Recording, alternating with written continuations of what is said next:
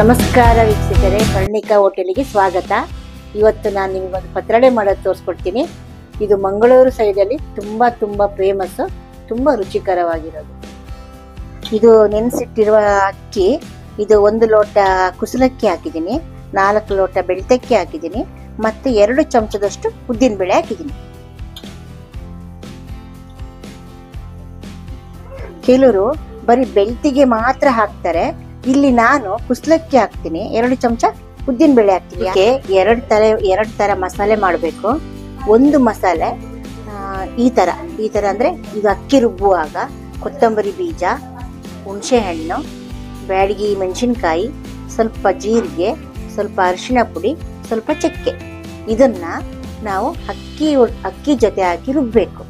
ಇದು ನೋಡಿ, ನಾನು ಕೆಸು ಸೊಪ್ಪನ್ನ ತೊಳೆದು ಬಿಟ್ಟು ಬಟ್ಟೆಯಲ್ಲಿ ಚೆನ್ನಾಗಿ ಒರೆಸ್ಬಿಟ್ಟು ಕಟ್ ಮಾಡಿರೋಂಥ ಸೊಪ್ಪು. ಇದು ಸಣ್ಣಗೆ ಕಟ್ ಮಾಡಬೇಕು. ಮತ್ತು ಇನ್ನೊಂದು ವೀಕ್ಷಕರಿಗೆ ಇನ್ನೊಂದು ಮಾತು ಹೇಳ್ತಿದ್ದೀನಿ, ಇದನ್ನು ಕಟ್ ಮಾಡುವಾಗ ನಾವು ಕೈಗೆ ಸ್ವಲ್ಪ ಹುಣಸೆ ಹಣ್ಣನ್ನೆಲ್ಲ ಹಚ್ಚಿಬಿಟ್ಟು ಕಟ್ ಮಾಡಬೇಕು. ಯಾಕೆ ಅಂತಂದರೆ ಇದು ಕಟ್ ಮಾಡುವಾಗ ನಮಗೆ ಕೈ ತುಂಬ ತುರಿಸುತ್ತೆ. ಮತ್ತು ಇದನ್ನು ನಾನು ತಂದು 3 ದಿನ ಆಯಿತು, ಆದ್ದರಿಂದ ಇದು ಸ್ವಲ್ಪ ಹಣ್ಣಾಗಿದೆ. ನೀವು ಸ್ವಲ್ಪ ಫ್ರೆಶ್ ಆಗಿ ಒಂದು ದಿವಸ ಈ ಕೆಸುನ ನಾವು ನಾಳೆ ಮಾಡ್ತೀವಿ ಅಂದರೆ ಇವತ್ತು ತಂದು ಕೊಯ್ದು ಇಡಬೇಕು. ನಾನಿವಾಗ ಮೊದಲನೇ ಸುತ್ತು ಬರೀ ಅಕ್ಕಿ ರುಬ್ಬಿದ್ದೀನಿ, ಅದನ್ನು ಹಾಕ್ತಾ ಇದ್ದೀನಿ. 2ನೇ ಸುತ್ತಿಗೆ ಮಸಾಲೆ ಮತ್ತು ಅಕ್ಕಿ ಜೊತೆಯಲ್ಲಿ ರುಬ್ಬಿ ಹಾಕ್ತೀನಿ.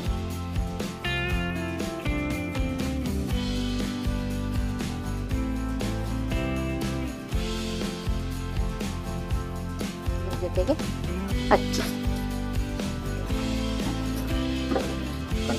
ಮತ್ತೆ ನಮಗೆ ಗೊತ್ತಲ್ಲ ಇಷ್ಟು ನೀರು ಹಾಕ್ಬೇಕು ಅಂತ, ಸ್ವಲ್ಪ ನೀರು ಹಾಕಬೇಕು. ಹಿಟ್ಟು ತುಂಬ ಗಟ್ಟಿನೂ ಆಗಬಾರ್ದು, ಹಾಗಂತೇಳಿ ತುಂಬ ತೆಳುನೂ ಆಗಬಾರ್ದು. ಮೊದಲು ರುಬ್ಬಿದ್ದು ಮಸಾಲೆ ಸ್ವಲ್ಪ ತೆಳುವಾಯಿತು. ನಾನೀಗ ಮಸಾಲೆ ರುಬ್ಬಿದ್ದೀನಿ ನೋಡಿ, ಗಟ್ಟಿಯಾಗಿ ಈ ರೀತಿ ರುಬ್ಬಬೇಕು. ಮತ್ತು ನಾನು ಇದಕ್ಕೆ ಉಪ್ಪು ಹಾಕಿಲ್ಲ, ನಾವು ಕಲಿಸುವಾಗ ಉಪ್ಪು ಹಾಕೊಳ್ಬೇಕು. ಅವಾಗಿನ ಮಿಶ್ರಣಕ್ಕೆ ಇದು ಮಸಾಲೆ ಹಾಕಿ ರುಬ್ಬಿದ್ದನ್ನ ನೋಡಿ ಈ ಥರ ಹಾಕಬೇಕು. ಗಟ್ಟಿನೇ ಸ್ವಲ್ಪ ಇರಬೇಕು, ಯಾಕಂದರೆ ಅದನ್ನು ನಾವು ಕಲಸಿ ಗಟ್ಟಿ ಮಾಡಿ ಇಡುವಾಗ ತೆಳುವಾದರೆ ಅದು ಎಲ್ಲ ಕಡೆ ಹೋಗುತ್ತೆ. ಆಗೋದ್ರಿಂದ ಇದನ್ನು ಈ ಥರ ಗಟ್ಟಿನೇ ಮಾಡಬೇಕು.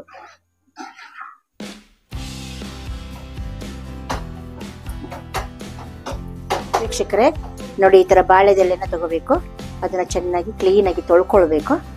ಈಗೆಲ್ಲ ತೊಳ್ಕೊಂಡು ಈ ಥರ ಬಟ್ಟೆಯಲ್ಲಿ ಅದನ್ನು ಒರೆಸ್ಕೋಬೇಕು.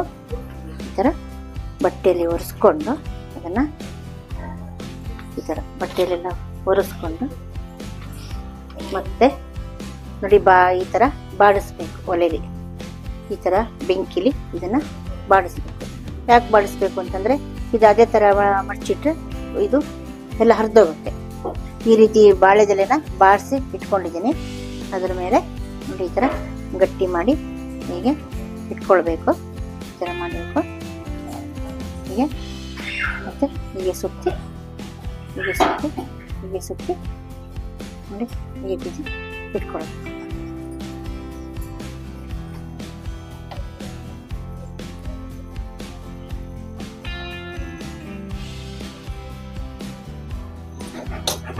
ನೋಡಿ ಈ ಥರ ಇಟ್ಕೊಳ್ಬೇಕು. ಈ ಥರ ಇಟ್ಕೊಂಡು ಮಾಡಿ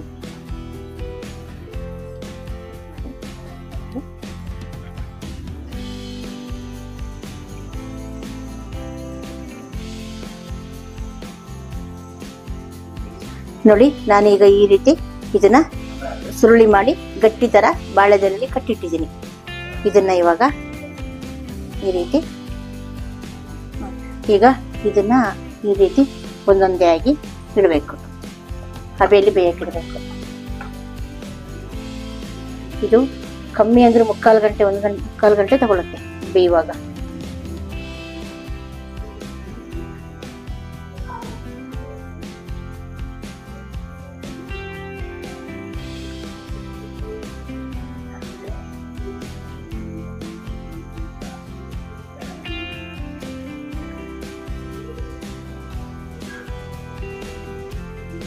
ಈ ರೀತಿ ಬೇಯಕ್ಕಿಡಬೇಕು.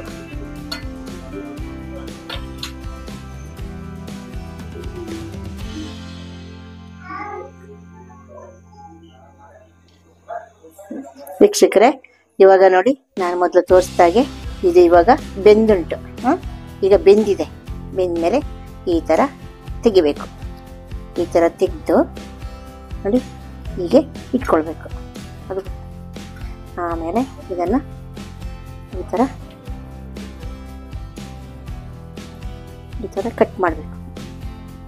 ನೋಡಿ ಸ್ವಲ್ಪ ಆರಿದ್ರೆ ಇನ್ನೂ ಟೇಸ್ಟ್ ಆಗುತ್ತೆ, ಕಟ್ ಮಾಡೋದಕ್ಕೆ ಚೆನ್ನಾಗಿರುತ್ತೆ. ಈ ಥರ ಕಟ್ ಮಾಡಬೇಕು.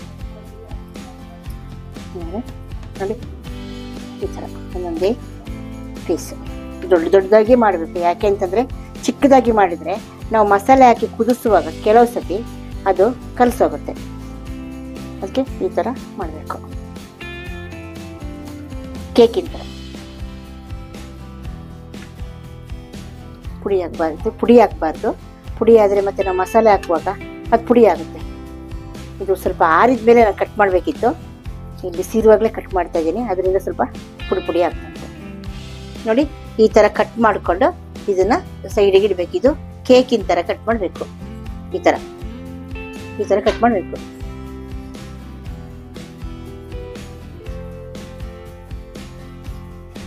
ನೋಡಿ ಇಲ್ಲಿ ಕಟ್ ಮಾಡಿ ಇಟ್ಕೊಂಡಿದ್ದೀನಿ. ಅದು ಬೇಯಿಸಿದ್ದು ಗಟ್ಟಿ ನೀವು ನೋಡಿದ್ರಲ್ಲ, ಇಲ್ಲಿ ಕಟ್ ಮಾಡಿ ಇಟ್ಕೊಂಡಿದ್ದೀನಿ.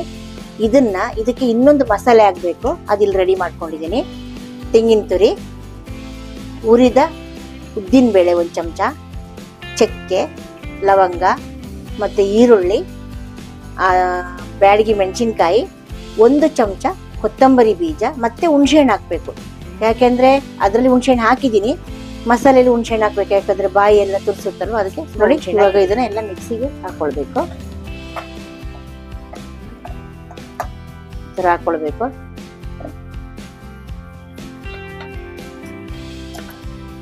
ಕಾಯಿ ತುರಿ ನಾನು ಇದರಲ್ಲಿ ಫಸ್ಟ್ ಇಷ್ಟು ರುಬ್ಕೊಳ್ತೀನಿ, ಮತ್ತು ಇನ್ನೊಂದು ಟ್ರಿಪ್ಪು ಇದು ರುಬ್ಕೊಳ್ತೀನಿ. ಇದರಲ್ಲಿ ಸ್ವಲ್ಪ ಜಾರ್ ಚಿಕ್ಕದಾಗಿದ್ದಕ್ಕೆ ನಾನು 2 ಸರಿ ರುಬ್ಕೊಳ್ತೀನಿ. ಮಸಾಲೆ ಆಗಿದೆ. ಮತ್ತು ನಾನೀಗ ಒಗ್ಗರಣೆಗೆ 2 ಈರುಳ್ಳಿನ ಕಟ್ ಮಾಡಿ ಇಟ್ಕೊಂಡಿದ್ದೀನಿ. ಈಗ ಒಗ್ಗರಣೆ ಹಾಕ್ತೀನಿ.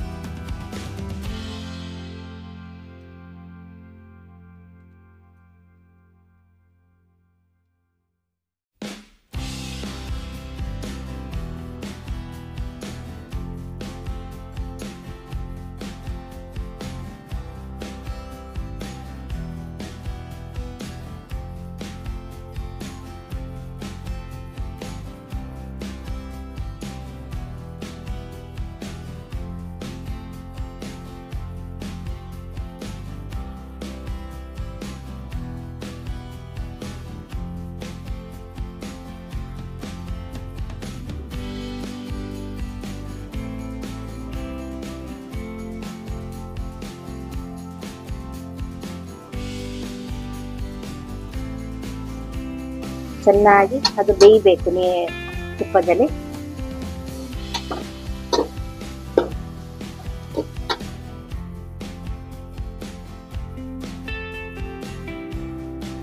ನೋಡಿ ಇವಾಗ ಮಸಾಲೆ ಹಾಕ್ತಾ ಇದ್ದೀನಿ. ಓಕೆ,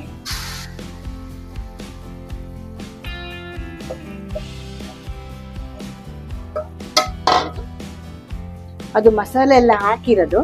ಇದು ಬರೀ ತೆಂಗಿನಕಾಯಿ ಬೇರೆ ರುಬ್ಬಿರೋದು ನನ್ನದು. ಮಿಕ್ಸಿ ಚಿಕ್ಕ ಜಾರು. ಈ ಪತ್ರೊಡೆನ ಖಾರ ಮಾಡುವಾಗಿಲ್ಲ, ಸ್ವಲ್ಪ ಸಪ್ಪೆನೆ ಮಾಡಬೇಕು. ಯಾಕೆ ಅಂತಂದ್ರೆ ಕೆಸು ತುಂಬಾ ಉಷ್ಣ, ಹೀಟ್ ಪದಾರ್ಥ. ಅದರಿಂದ ಈಗ ಸ್ವಲ್ಪ ತೆಂಗಿನಕಾಯಿ ಜಾಸ್ತಿ ಹಾಕ್ಬೇಕು, ಸ್ವಲ್ಪ ತುಪ್ಪ ಹಾಕ್ಬೇಕು, ಮತ್ತೆ ಇದು ಖಾರ ಮಾಡಬಾರ್ದು.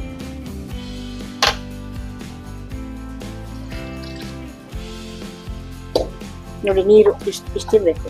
ನೋಡಿ ನಾನು ಈ ಸೌಟು ಯಾಕೆ ತಗೊಂಡಿದ್ದೀನಿ ಅಂತ ಹೇಳಿದ್ರೆ, ಪೀಸ್ ಅದ್ರದ್ದು ಹೋಳು ಹಾಕ್ತೀನಲ್ಲ, ಅವಾಗ ಸೌಟು ಹಾಕಿದ್ರೆ ಸ್ವಲ್ಪ ಕಲಸಿ ಹೋಗುತ್ತೆ. ಅದಕ್ಕೆ ನೋಡಿ ಈ ತರ ಮಾಡ್ಕೊಳ್ಬೇಕು. ನೋಡಿ ಈ ರೀತಿ ಇರಬೇಕು. ನೋಡಿ ಈ ತರ ಕುದಿಬೇಕು. ಕುದ್ದು ಈ ತರ ಎಲ್ಲ ಇದು ಮಾಡಿ ಸೌಟು ಹಾಕ್ಬೇಕು.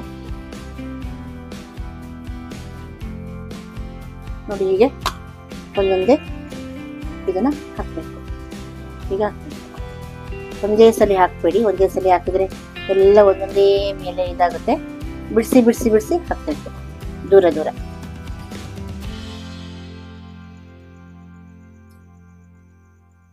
ಈ ತರ ಹಾಕ್ಬೇಕು.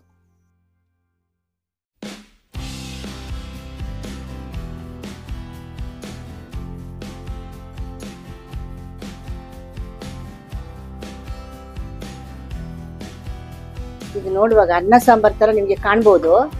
ಇದು ಏನಾಗುತ್ತೆ ಅಂದ್ರೆ ಇದು ಮತ್ತೆ ಗಟ್ಟಿ ಆಗುತ್ತೆ. ಕುದ್ದಾದ್ಮೇಲೆ ಅದ್ರ ಮಸಾಲೆ ಎಲ್ಲ ಎಳ್ಕೊಂಡಾದ್ಮೇಲೆ ಒಂದಕ್ಕೊಂದು ಅಂಟ್ಕೊಂಡು ಗಟ್ಟಿ ಆಗುತ್ತೆ. ಮತ್ತೆ ಇನ್ನೊಂದು ವಿಷಯ ಏನು ಅಂತಂದ್ರೆ ಇದು ಮಾಡಿ ಅವಾಗವಾಗ್ಲೇ ತಿನ್ಬಾರ್ದು. ನಾನು ನೋಡಿ ರಾತ್ರಿ ಮಾಡಿ ಇಟ್ಕೊಂಡು ಬೆಳಗ್ಗೆ ತಿಂತೀವಿ. ನಿಮಗೆ ಬೆಳಿಗ್ಗೆ ಮಾಡ್ಬೇಕು ಅಂತಂದ್ರೆ ಅದು 1 ಗಂಟೆ ಕಾಲ ಬಿಟ್ಟು ಅದು ಎಲ್ಲ ಈ ತರ ಎಲ್ಲ ಮಾಡಿ 1 ಗಂಟೆ ಕಾಲ ಬಿಟ್ಟು ತಿನ್ಬೇಕು. ಅವಾಗ ಅದರಲ್ಲಿ ಎಲ್ಲ ಚೆನ್ನಾಗಿ ಹಿಡಿದಿರುತ್ತೆ, ರುಚಿನೂ ಆಗಿರುತ್ತೆ, ತುಂಬಾ ಟೇಸ್ಟಿಯಾಗಿರುತ್ತೆ.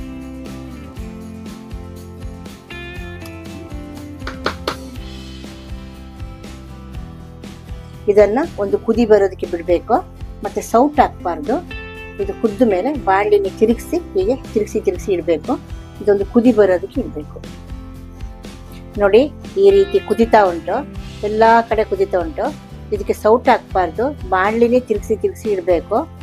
ನೋಡಿ ಈ ತರ ಕುದ್ದ ಮೇಲೆ ಅದನ್ನ ತಣ್ಣಗಾಗಿ ಇಡಬೇಕು. ಈಗ ಅದು ನೀರಿದೆಯಲ್ಲ ಅದು ತಣ್ಣಗಾದ ಮೇಲೆ ಅದು ಗಟ್ಟಿ ಆಗುತ್ತೆ. ನಾಳೆ ಬೆಳಗ್ಗೆ, ನಾನೀಗ ರಾತ್ರಿ ಮಾಡಿ ಇಡ್ತಾ ಇದ್ದೀನಿ, ನೀವು ನಾಳೆ ಬೆಳಿಗ್ಗೆ ಮಾಡಬೇಕು. ರಾತ್ರಿ ಮಾಡಿದವರು ಬೆಳಿಗ್ಗೆ ಬಿಸಿ ಮಾಡ್ಕೊಳ್ಬೇಕು.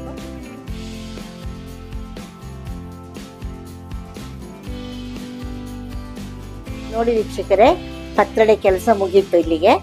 ನಿಮಗೆ ಇದು ಇಷ್ಟ ಆದ್ರೆ ನನಗೊಂದು ಲೈಕ್ ಕೊಡಿ.